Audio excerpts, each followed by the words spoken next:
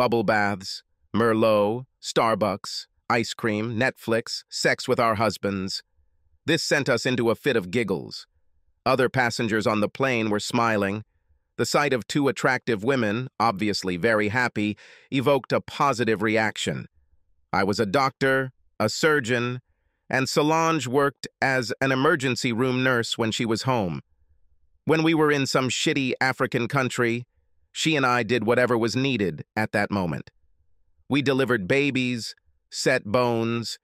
We even assisted the local dentist if he needed someone. This was my second and her third experience working with Doctors Without Borders. The first time was very difficult for me, physically and psychologically. I have lost 44 pounds, which I couldn't get rid of before, and almost went crazy from depression. I literally counted down the seconds until I got home, fell into my husband's arms and cried hysterically for 10 minutes. Then I gathered my strength and grabbed my then 7-year-old son, hugging and kissing him until he almost fought me to let him go. I soon discovered that in the first few days after my return, my husband was a little cold towards me. He seemed to harbor a grudge that I left in the first place. I still remember our not entirely correct arguments about this. Let someone else save the world, honey. You have people who need you more here at home. People are dying.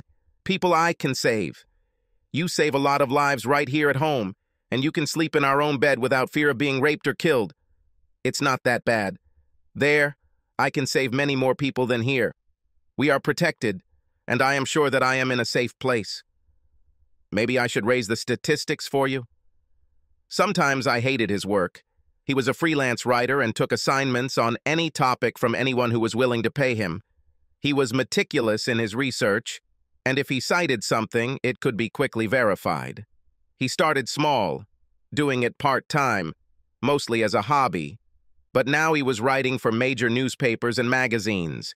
He even received several awards for his outstanding achievements. Then one of his friends started his own YouTube channel, where he read short essays about everything that interested him. 3 years later, he had almost 2 million subscribers, and his annual income from advertisers was almost $100,000 a year after payment. In general, he earned as much per year, and sometimes more, than I did. Shortly before I left, he was invited to become a correspondent for CNN, mainly writing articles to dispel the excessive seriousness of the channel. Our niece told him that he was now an influential man, but he had no idea what she was talking about. She gave him the definition, and he naturally studied it. He then made an article on his channel warning people to make sure what they are being told is true, no matter how successful the person sharing the information is. We all have our own interests, even if we don't realize it. That is why I try to be impartial in my work. Just because I believe in something doesn't mean you should believe it. This doesn't mean I'm right or wrong. This means that you take everything with a grain of salt. Don't blindly accept anything I or anyone else says and use your own judgment. In other words, think for yourself. Unfortunately, in recent years, this habit has been weakening. 5 months passed before he agreed that I would go.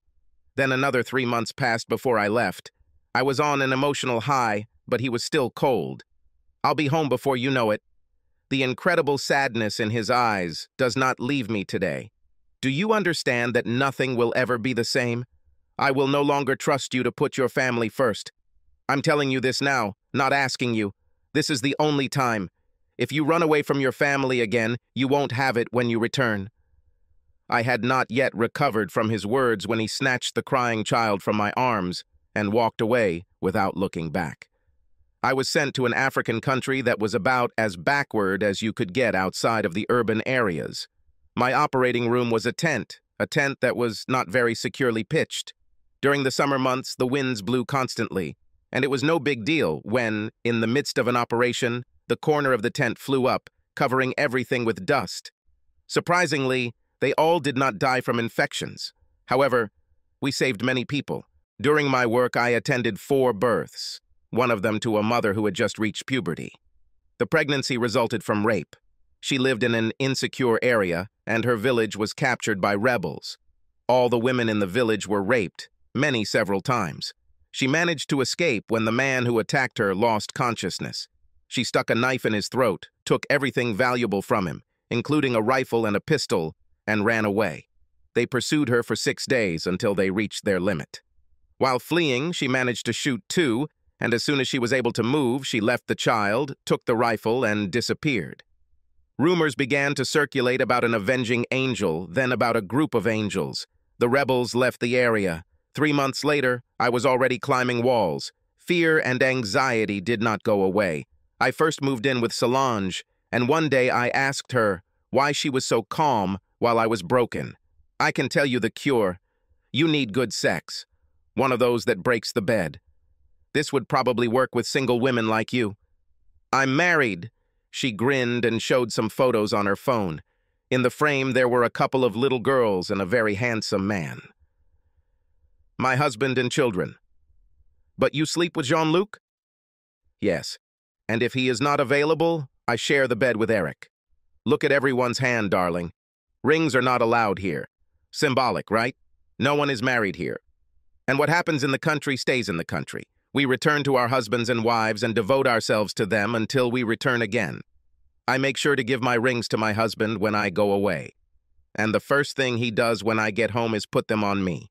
This is a comeback. And no one gets caught. One of the doctors got caught a couple of years ago. We are healthcare workers, and she forgot her birth control. There was a condom shortage at the time, and she tried different methods. But when she returned home, she was 2 months pregnant. Her husband was good at math, and the truth came out. They divorced, and the organization paid him not to make it public. The doctor was no longer allowed to serve. What about diseases? She rolled her eyes. Medical workers, remember? We get tested at least once a month, and if something pops up, we deal with it quickly. Think about it, honey. Nobody will ever know. I lasted 5 months, and then I lost a mother and her child to an improvised explosive device. A woman died in my arms, begging me to save her child. The child, by that time, had been gone for 10 minutes. I was out of my mind and ended up drinking almost the entire bottle of bourbon, waking up in an unfamiliar bed with one of the male nurses. Before I could say anything, he was on top of me again, and I just gave in and let the release wash over me. Rodrigo did not leave my bedside until his rotation was completed, and 4 days later, he was replaced by a doctor. He lasted until the end of our tour. I knew my husband would know this the first time he laid eyes on me, but he was too busy still dealing with his anger over my leaving to notice. It took 4 months to get back into his bed, and I have to admit that many times when my husband and I had sex, I thought about Rodrigo or Michelle. A year has passed, and we are back to normal. Then the organization called me and asked me to urgently replace an employee for 3 months. I filled in for a woman who was in a car accident. I never told my husband that it was because a mortar shell hit him too close. We had a terrible fight, and it lasted 3 days. Finally, he raised his hands up. Do whatever comes into your head. Just don't expect us to be waiting for you when you get home. I'll try to be polite if you want. I intend to ask for custody. It will be difficult for you to get it if you go away for months or a year. No judge in his right mind would allow Tommy to live with you. Well, I never expected this. It's only been 13 weeks, and I'll be right back. I tried to reason with him. He stayed in the house for Tommy, but he barely spoke to me until I left. I didn't expect him to do it, but he took me to the airport. I didn't do this for you. I did it for myself. The fact that you're leaving knowing what you're going to lose is what I need to see to keep me going over the next few months. Everything will be completely different when you return. There's no need to rush. If they need you for a month, a year, or the rest of their lives, that's just great. He turned around without another word and left me standing there. I knew he was serious. I knew that if I wanted my family, I had to go after him. I decided to fix this as soon as I got home and turned to the ticket line. Solange greeted me with a hug when I got there. If possible, it was even more terrible than the previous place. I'm glad you're here. Don't bother unpacking. Get ready. We really need you. 40 miles from the village, there was a mortar attack, and I was amazed at the number of people who survived long enough to get to the clinic. My team worked 11 hours without a break. About half of our patients survived, which was pretty good, all things considered. 5 died on my table. After the 4th, I simply turned to the new table and started working. One of my losses was a 9-year-old girl. Her heart stopped as she cried for her mother. I was in a daze. Solange led me into the communal shower and helped me clean up. Modesty was burned out of you quite quickly. There was little time, so the shower was shared. After 3 or 4 times, spying on sex in the shower stopped being shocking. You just crossed to the other side and tried to ignore them. Then she would crawl onto the bed and hug me while I cried in my sleep. By the next week, I had already gotten the hang of it. We talked about our last rotation and our return. Solange beamed as she talked about having sex with her husband at the end and that. He's starting to get impatient, and I can't blame him. He let me do 3 tours, and I think that's it for me. How does your husband deal with this? I remember he wasn't too happy last time. He says he's going to file for divorce and seek custody, using my service here against me. I hope I can make up when I get home, but last time, it took him forever to warm up to me again. I wouldn't worry, honey. Perhaps it is his fear for your safety. He may keep you on a short leash for a while, but eventually he will forgive you and come to terms with it. But I wouldn't tempt fate. The organization appreciates everything you've done, but at the end of the day, you have to put your interests first. I hope you're right. I'm going to do my best to make it up to him when I get home, and I absolutely won't be serving another tour. It's time for someone else to save the world. Then I chuckled. So who is warming your bed now? She giggled like a schoolgirl. Gerard. He is from Algeria and is very talented as a doctor, among his other qualities. Are you going to date him? No. It's only for a few weeks. I can handle it. 2 weeks later, I was already in Gerard's arms. How did this happen? Jean-Luc returned, and Solange immediately left Gerard for her former lover. I started itching again, and then everything went one after another. We helped each other for 4 weeks, and I cried when we broke up. I sat on the plane and made plans. There was no way I was going back, and I needed to really get that across to Brian, let him know that this wasn't for me anymore, and from now on, I was going to be a good little wife. Solange told me to work my way back into his heart through our son, and then she laughed. Remember, you may have been itching, but he wasn't itching. He must be damn horny. Wear revealing things next to him, rub against him as much as possible, redirect his blood flow from the big head to the little head, and let things happen. He'll be back on track quickly. This turned out to be a little more difficult than I thought. When I returned home, he was not there. My mom took our baby and said he told her this was too good an opportunity to pass up, and he would be gone for another 10 days. This was a blessing because it gave me a lot of time to focus on my son. If I could get him back, the rest would be easy. While I was making plans to save my family, I later learned that Brian was sitting in the corporate office of our organization and talking with the head psychiatrist. Thank you for your interest in our charity, Mr. Oliver. We could use any publicity we can get. After all, we are funded by donations. It seems like a worthy cause to provide services that are so needed where they are least wanted. I know you're underestimating this, but your organization has lost people over the years, and that should be on the mind of any volunteer who comes to you. This is true. This is why we conduct a complete mental health check before accepting them. Unfortunately, this is a noble cause, but it is not for the faint of heart. Some people experience breakdowns from stress, and in recent years, cases of post-traumatic stress disorder have become common. We offer them full support for as long as they need it. It sounds like you try to take good care of your employees. How many of them do more than 1 rotation? There are those, but we have set a limit of 4 rounds and do not encourage them. 2 is the norm. Considering everything that is happening around them, how do they cope with stress during service? It's difficult, but they offer each other support to boost their spirits and ease their fears. I have something to confess to you, Dr. Parkins. I did some research on the divorce and relationship failure rates of people who have served 2 or more terms, and it is unusually high. Would you like to share your opinion?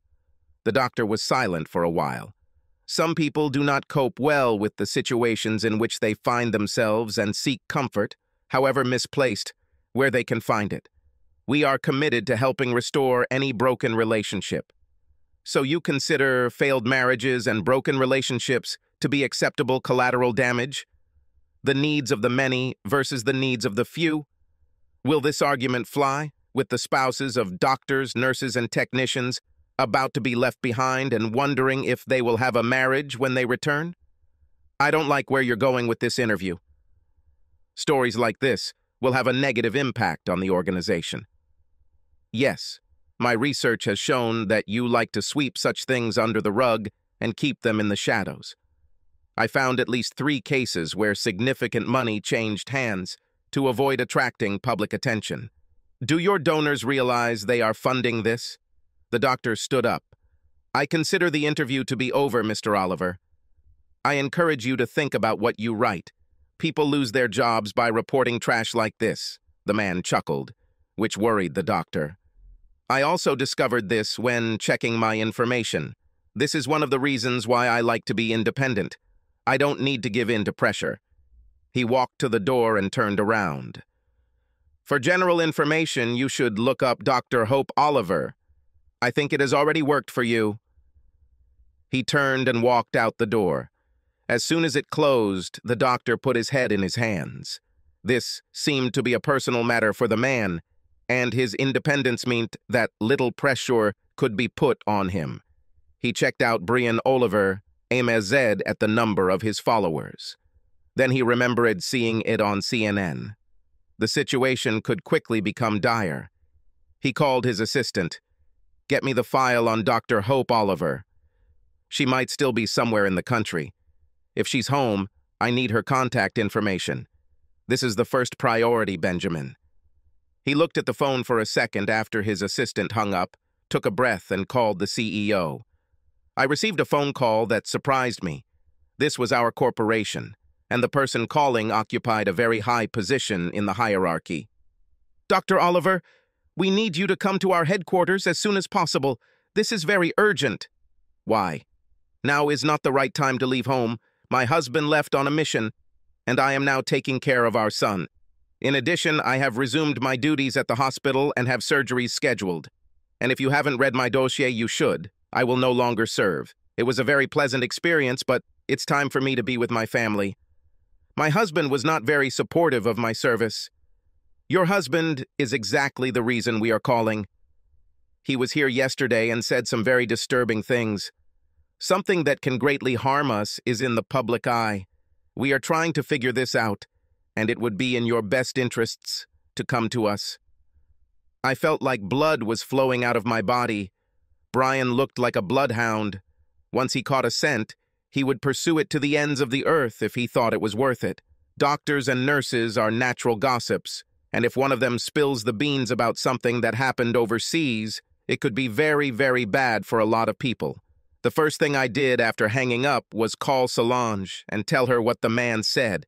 I used to brag to her about what a good journalist Brian was, and we got to watch him one night in France when we were flying out while he was on CNN.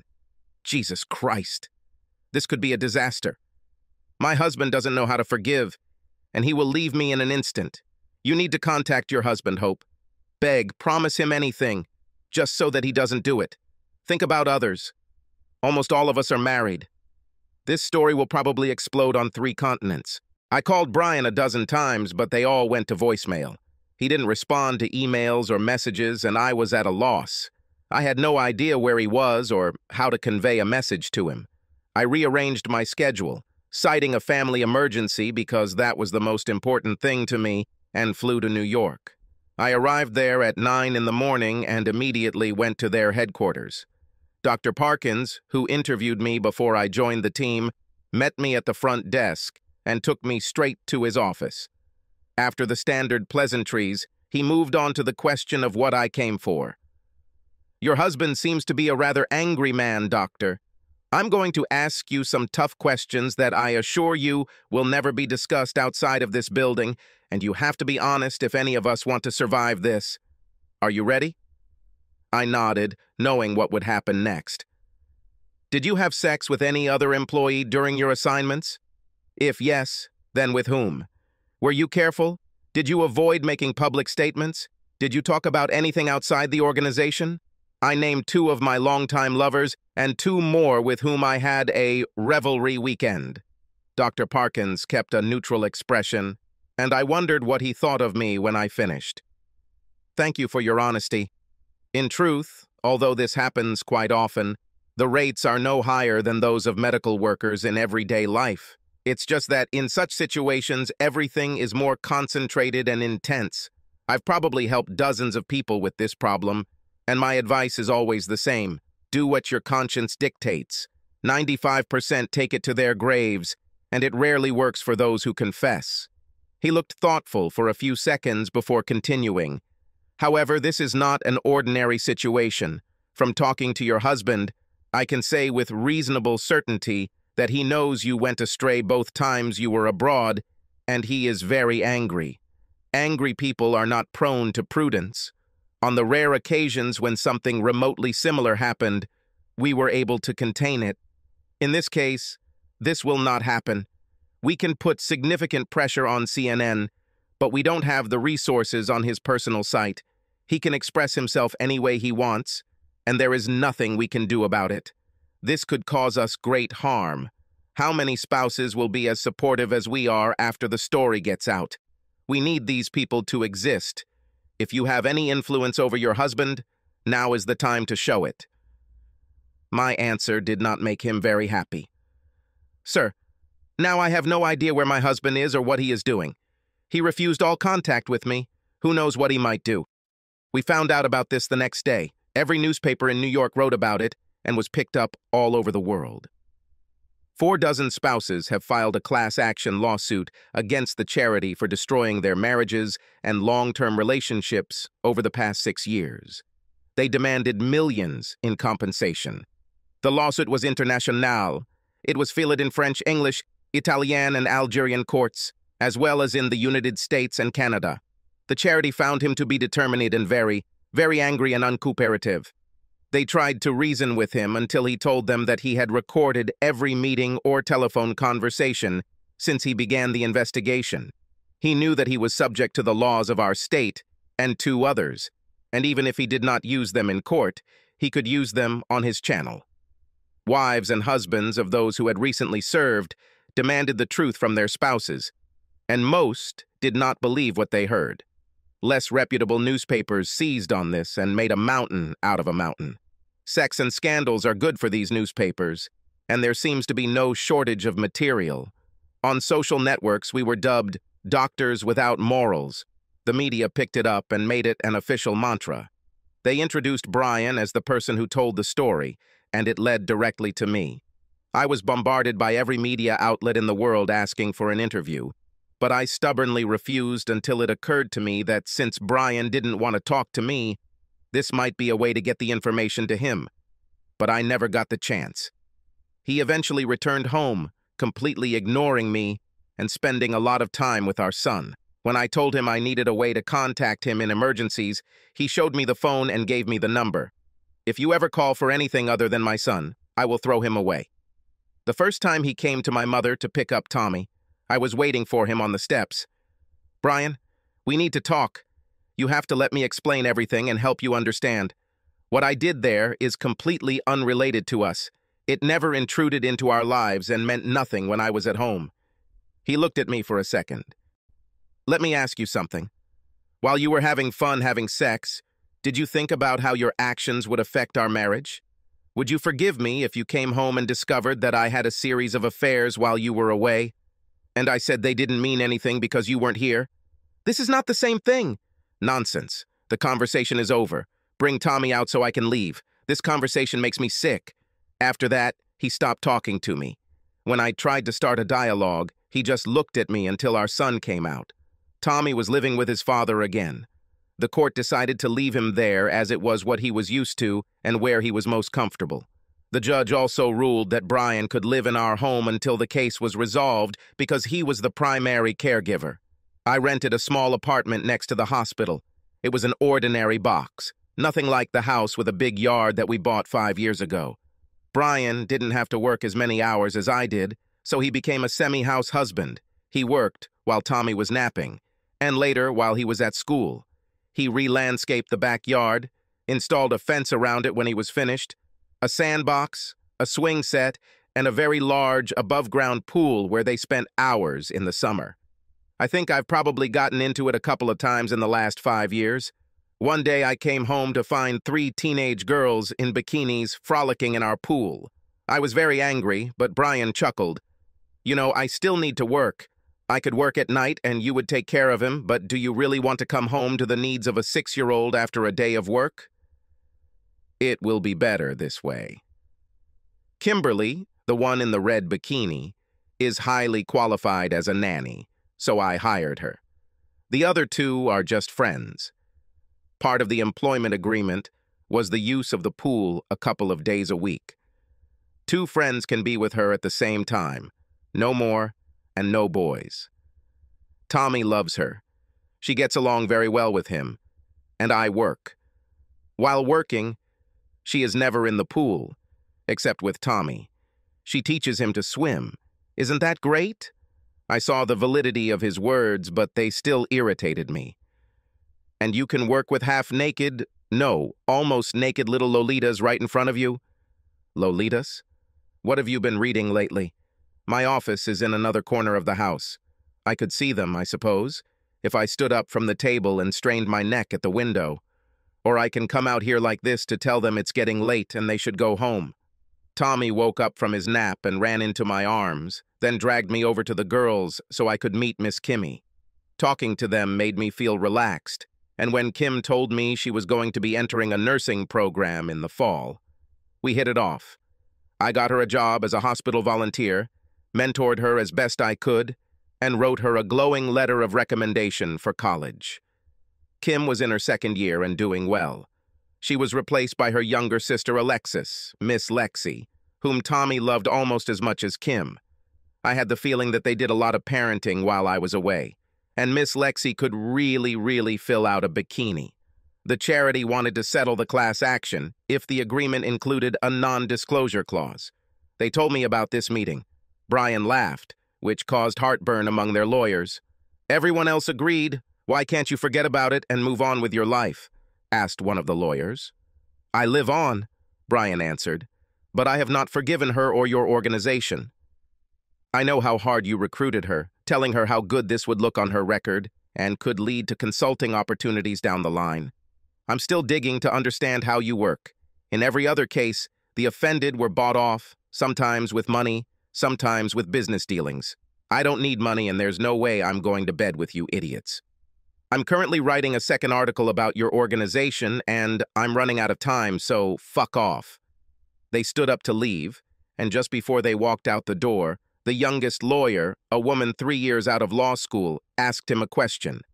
Isn't your anger a little undirected? In the end, it's all because of your wife. She cheated on you. I understand everything, and I'm sorry. But isn't it her life, not ours, that you should turn into hell? He smiled at her, which made her nervous. He then showed her a photograph of his son. This is my son. It was thanks to him that I didn't burn out my wife. Without him, she would have been a corpse the moment she stepped off the last plane. Perhaps my anger is misdirected, but over the years, your organization should have realized that these things happen. Heck, you even wrote protocols on how to deal with an angry spouse. You've assessed the impact this will have on your organization and decided that a little collateral damage is acceptable. Apparently, it was like that until I showed up. I must be your organization's worst nightmare. I have an independent income, so you can't pressure me about my job. I make good money, so you can't starve me. And I have enough rage to ignore veiled threats. You can go. She was a little pale when she left. The raw anger coming in waves from the man was enough to confuse her. I wasn't surprised when I received the divorce papers. Every step I took ended in disappointment. I came to his house so often that he filed a restraining order. If I came within 100 feet of him or the house, I could be arrested.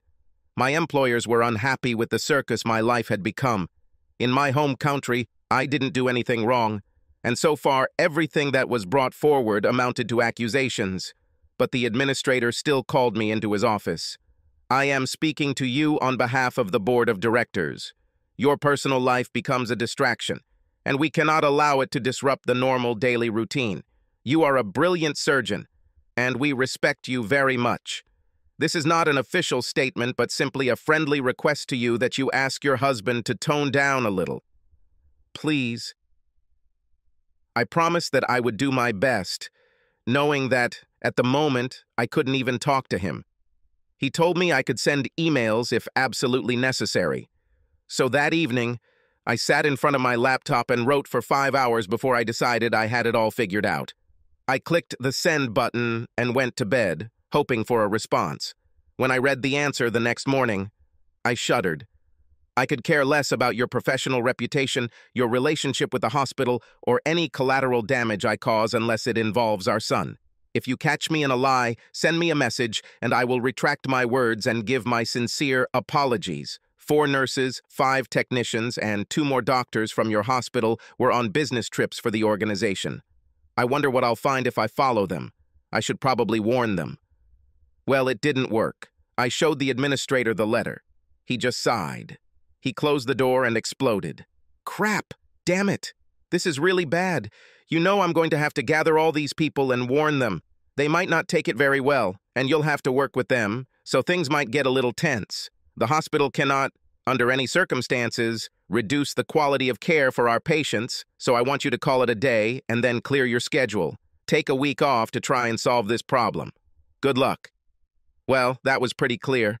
Fix this mess or start looking for a new hospital. The boss conducted interviews, and I received some pretty interesting calls. 3 technicians, 2 nurses, and a doctor were in a relationship while on a business trip. The 2 slept with each other and took this intimacy home. All of them were married or in serious relationships. Now, 6 people were agonizing over the decision. Should they come clean now and hope for the best, or control themselves and deny everything? I hoped that they would all remain silent, because if one breaks down and confesses, it could spread to everyone. This was all the news I learned later. At the moment, I was busy with work. I asked my lawyer to invite him to a conference, and if they agreed, I would sign the divorce papers.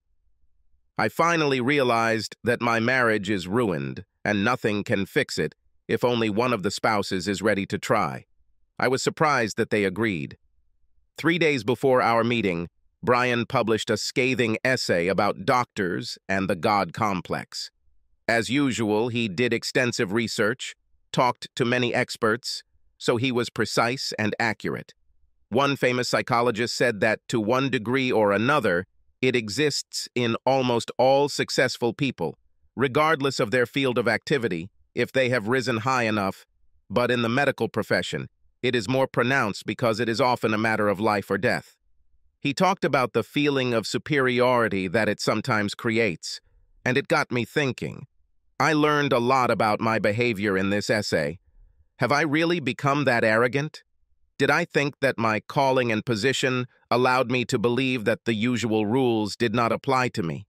Have I isolated my life to the point where I justify my behavior? The short answer is yes, yes, and yes.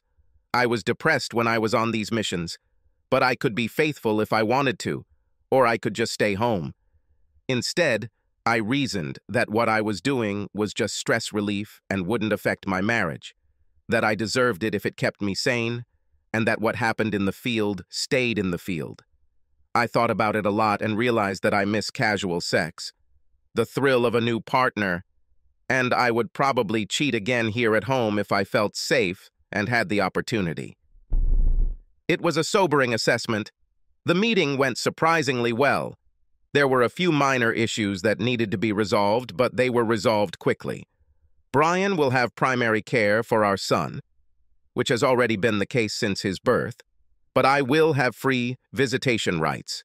Our incomes were pretty close, so there would be no alimony on either side. And instead of alimony, I would provide for the college fund by regularly depositing money into an account that Brian would open. In general, everything was very fair. Brian wanted to take the house, but instead of selling him my half, I signed a contract telling him to put what he would have paid me into a college fund.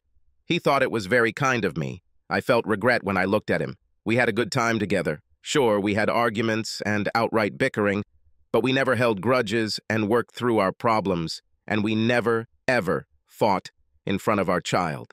Until I decided to go on these business trips. My therapist, yes, I had a therapist who was trying to make sure I never made the same mistakes if I found another partner and it seemed like a good idea, made me admit that this was the beginning of the point where I was no longer part of a couple and became the kingdom of one. Brian wasn't completely blameless. He could be distant and sullen, especially if he was working on something that upset him, but he did his best to keep it to a minimum. Before I went on that first mission, he was very supportive of my career, but after I returned home, it seemed like he didn't care anymore. Did I have a scheduling conflict? Not his problem. I think it was during this period that he felt that everything would not end very well and already went into self-defense mode. After all the business was settled, the lawyers left and we sat in the conference room and talked, really talked, as usual, before my first mission. It occurred to me that we hadn't had a conversation like this since I first left. This will be our last time apologizing to you, Brian. If I knew then what I know now, I would never have gotten on that plane. But at that time, I became so narcissistic, so self-confident, that now I understand that I began to make decisions with little or no concern for you and our son. Unfortunately, now any decision I make will be made without your participation. Not necessary. We still have a son, and he will keep us together for at least the next 15 years, until college. Then we'll have a wedding to plan, and fights over who gets grandchildren when. So we'll be a constant presence in each other's lives. It made me smile through my tears, but it was too hard, so I kissed him one last time and left. I don't know if the divorce or our conversation calmed him down, but he retreated from the organization. I know money changed hands after the class action lawsuit and Tommy's college fund increased significantly. The pressure became too much and I changed hospitals, going across town to our biggest competitor. Management did everything right, but I know they were relieved that I left. All the people on previous deployments had problems with their marriages, but fortunately there was only one divorce, although some of their remaining relationships are on fragile ground. I haven't gone on a date for almost a year. Even when I started dating, I was very cautious and didn't get into a serious relationship for another year. Everything collapsed when I found out that my partner did not want children and could not be around them. Another 18 months passed, and I found my love. He was also a doctor, a pediatrician, and he loved children. We took our time.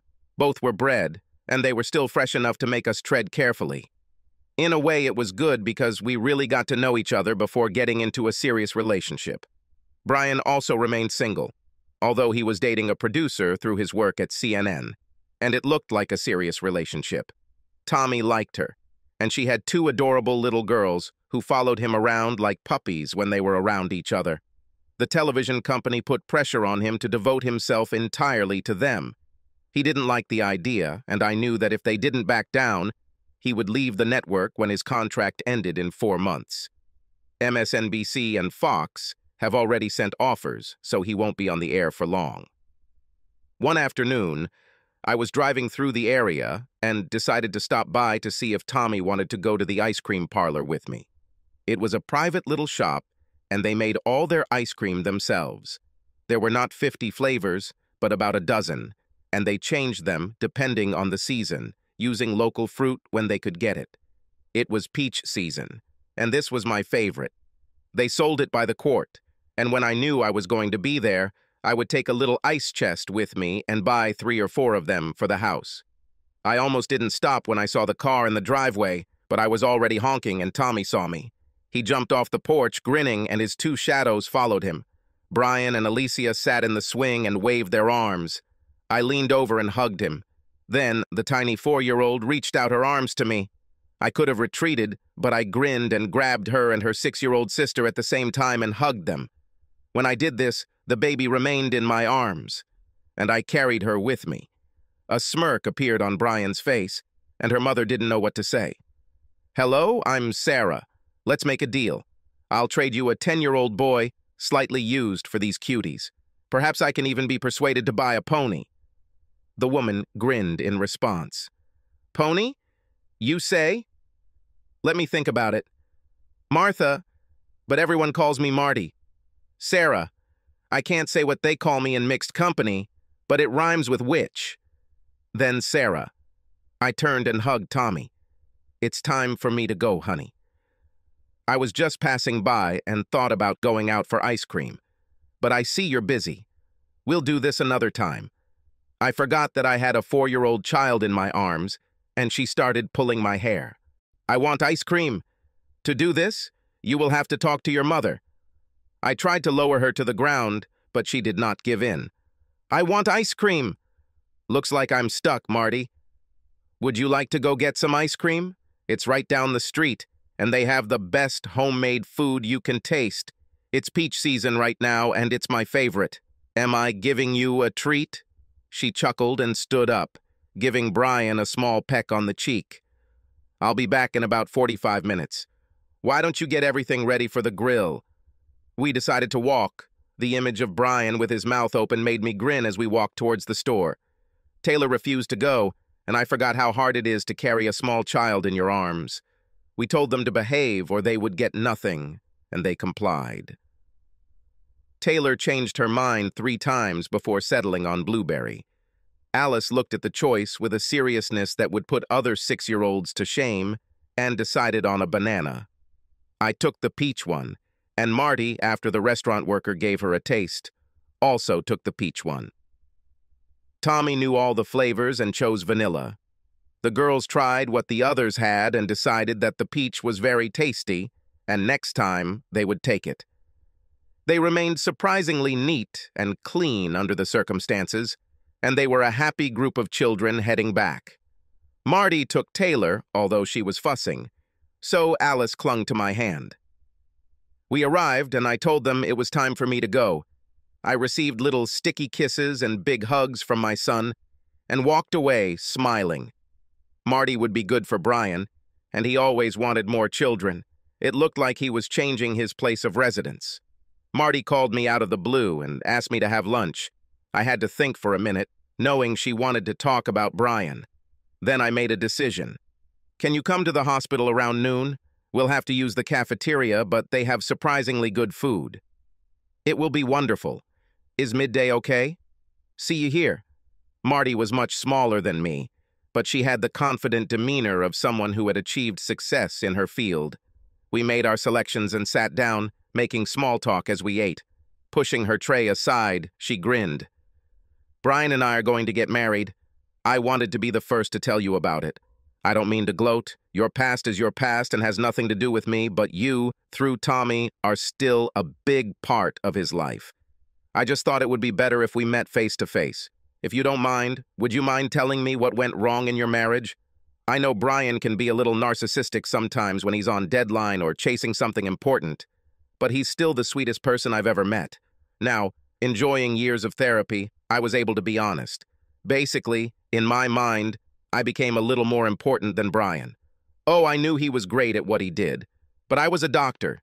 People lived or died by my skills, and I became a little overconfident. Besides, Brian was always a homebody, and I liked to go out and get all the attention when people admired my looks or my skills. I started making unilateral decisions, thinking that I was much better than him at making family decisions. In the end, these were not family decisions, but what Sarah wanted decisions. I made a lot of bad decisions. Dr. International was just the straw that broke the camel's back, but even when he told me that he would divorce me if I left again, I was confident that I could get him back before that happened. You know how it turned out. Would I have changed anything at the time if I had known what I know now? Perhaps, but it would be short-lived. I ended up leaving, knowing the consequences, having sex with 2 partners while I was away from home, and then expecting everything to be fine when I got home. It was a shock and an eye-opener when this turned out not to be the case. I know that this, to a large extent destroyed my view of myself as a person rising above the limitations of society. In the end, I had to change jobs. I lost my son and my husband, and nothing I did was worth the price I paid. She sat for a minute, absorbing what I told her, then sighed. I have a little experience in your situation, not for me personally, but I have worked with many famous talking heads, and I have experienced firsthand their arrogance. One insisted that I do him a favor right before the broadcast. We were in his office and he pulled down his pants. Nothing helps me look relaxed on screen like enjoying myself below the belt, he said. I grinned, and when I picked it up, I pulled it with all my might. He screamed like a little girl. I pulled him to my knees and leaned towards him, whispering, "If you try this again with me or any other woman here, I will come back and finish the job. Nod if you understand." He nodded weakly, and just as he thought I was going to let go, I yanked down and then punched him in the face as hard as I could. My handprint remained on his face for 4 hours. They had to urgently look for a host for the show. Upper management threatened me, but I recorded the conversation and short footage of the incident and told them that if this had any negative impact on my career, I would sell the story to their biggest competitor. After 6 months, they decided not to renew his contract. She looked down at her manicure and then looked up and grinned. As you can see, I know very well what a God complex is. Moreover, I know how to avoid people who have it and how to deal with those with whom I come into contact. I'm glad that you realized the mistake of your behavior, and I'm sorry that you got divorced, but I'm glad that as a result, I got the man of my dreams. Does it make sense? This is true. I told my new man about this conversation that evening while we were cooking dinner together. It was kind of our thing. If one of us arrived much earlier than the other, we would do it alone, but we didn't really like it. We used this time to relax, talk about our day, and let the stress of our professional lives dissipate. This left time for important things like snuggling while watching movies, snuggling while listening to music, and when it came to messing around, just snuggling. My relationship with my pediatrician ended disastrously after I found out that he loved children too much. This happened when my laptop broke, and I used his laptop to send an important email about a proposed surgery. I saw a folder labeled Sarah and opened it, thinking it would contain explicit photos of me. There were many photographs, but in most of them, I was naked. Sometimes I slept, but mostly there were pictures of us making love. He had cameras, 3, I later learned, to achieve the perfect combination for his collection, recording our most intimate moments. There were also many pictures of me in the shower and even in the toilet. I was really disgusted, so I searched some more and came across a file labeled Candyland. I took the laptop straight to the nearest police station. I asked 2 detectives, one male and one female, to look at the file. They watched for about 30 seconds, then closed it and pulled the district attorney away from his dinner. He listened, then gave instructions. I had to take the laptop to our house while they got the warrant. Then I had to call and tell them what I had found out so that an investigation could begin. I called them on the way back. When I returned, he was already pacing the floor. He saw his laptop in my hands, instantly realized that I had seen everything, and punched me in the nose with such force that it broke and I lost consciousness. As I was falling, I heard the doorbell ring. He ran out the back door, laptop in hand, straight towards 2 police officers. 2 huge policemen, both married and with children. They appeared to believe he was resisting arrest and subdued him, resulting in several deep bruises and stun gun burns. When the trial ended, he received 15 years. They found a fragment where he seduced one of his patients. Her parents sued him for everything he had, and he went to prison, broke. People like him traditionally fare poorly in prison, and he was no exception to the rule. I had to go back to my therapist, and she helped me realize that I couldn't have known about it. He never talked about being attracted to children, other than to say that he would someday like to be the father of a couple. When he said that, it gave me hope, but now I look back and feel sad. He was quite successful, Sarah, and hid it for years. Everyone was shocked when the story came out. Think of how many children you may have saved and consider it fate or God to take your hand and direct you to this computer. And remember, dear, there are many good men in the world. One day, one of them will find you. I'm sure about it. I had a good man, I thought, and I ruined everything. Maybe I'm destined to be single, as atonement for my misdeeds. 9 months later, I met Jeremiah. He was tall, broad-shouldered, with a killer smile and the most tender ease I had ever looked into. He had gray at his temples and beard, but the muscles visible under his shirt belied the color of his hair. I was at the convention, sent by my hospital to network and recruit. My past was a thing of the past. I had done an outstanding job for my new hospital, and they were promoting me as one of their faces in the community. There is a standard process for a graduate to apply based on a number of criteria, but at the outset the rules were not yet set in stone, and we were looking for fresh faces. At 35, I was the youngest surgeon on the staff, and it was time for some new blood. The symposium covered a wide range of topics related to medicine, and I saw Jeremiah.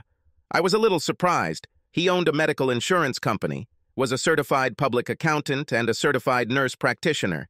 He had 5 degrees in various disciplines and an IQ that was off the charts. His seminar on unfair practices scared us all to death until he told us about steps to prevent lawsuits. He was witty, concise, quick to joke when the topic got too dark, but it was his final words that made us all pay attention. Sometimes mistakes happen. When they happen, acknowledge them. If you try to suck it up and just deal with the consequences, but it turns out later that you were actually at fault, it will be much worse in the public eye, and the jury will be very unsympathetic. In addition, public opinion will brand all doctors as incompetent slackers who are only in it for the money. Currently, there is active discussion about limiting malpractice payments, and some states are considering this issue based on a rather complex algorithm that I helped develop. Until this law is passed, remember that the higher the meanness factor, the greater the compensation. I will be available for individual questions until the end of the conference. Thank you. There has been a lot of positive feedback, and it seems like 3 doctors have gathered around him. I gave up trying to talk to him and hurried to my next seminar. I didn't see him until late in the evening when I ran into what I thought was an empty conference room, trying to dodge another doctor who had drunk a magic drink, the one that makes all men think that they are a gift to all women and that they should worship them accordingly. You had to either hide or slap him, and that wasn't very good. I nearly jumped out of my skin when his voice came out of the darkness. Let me guess, hiding from your demons? I recognized him and smiled. I'm afraid only of one. And you? I needed a break. With the amount of time doctors devote to training, some of them can be extremely ignorant of how the real world works. You don't need to repeat it. As a doctor, I can say that I have made many stupid decisions in my life, but I am proud to say that none of those decisions involved a patient. Well, then that puts you first. We spent the next 15 minutes having a pleasant conversation. Then the door swung open, and he appeared. Dr. Miracle Dick. Where are you? And what are you doing? Well, I was going to have hot sex with this guy, but you barged in and ruined everything. Go away, I've almost reached the most interesting part. He swayed slightly as his alcohol-soaked brain tried to comprehend what I had said. He was about to leave when Jeremiah stood up, towering over him. Leave if you don't want to look. He opened and closed his mouth several times before muttering, damn, and staggering out. We looked at each other before breaking into laughter. When we stopped, we started talking, just pleasant conversation about safe topics. I kissed him on the cheek when we parted, and he hugged me very sweetly. The next morning, I saw him at breakfast, and he stood up, inviting me to join him. I went to my seminars, and he held his after we agreed to have lunch. Lunch was pleasant. He took me to a restaurant away from the conference where we could relax, then to a small club where the music wasn't too loud, and we danced a few slow songs. I was a tall girl, but in his arms, I felt tiny. Back at the hotel, he took me to my room and kissed me very nicely. Not too strong and without a tongue, but promising. It made me want more. We discovered that we were from the same city and our relationship developed quickly.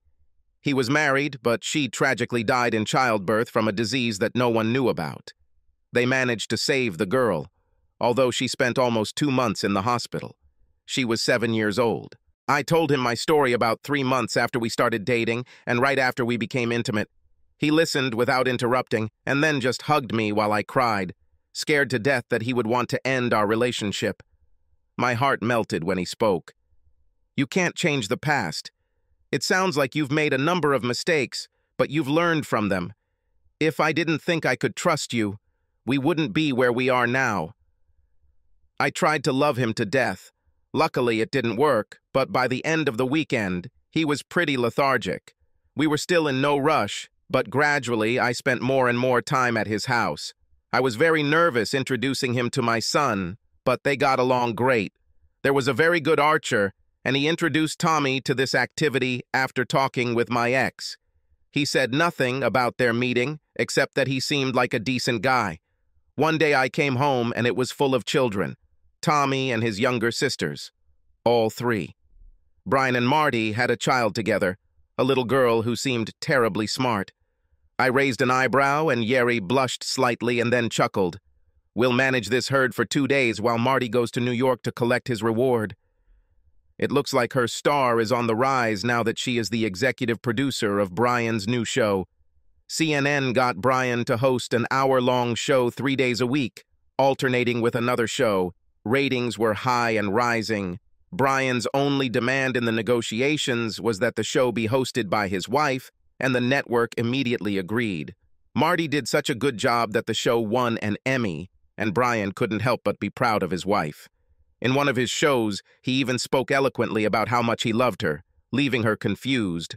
I couldn't help but watch his show, feeling a pang of regret, as I realized that if things had been different, if I had managed to remain faithful and lower my ego enough, he would have raved about me on his show.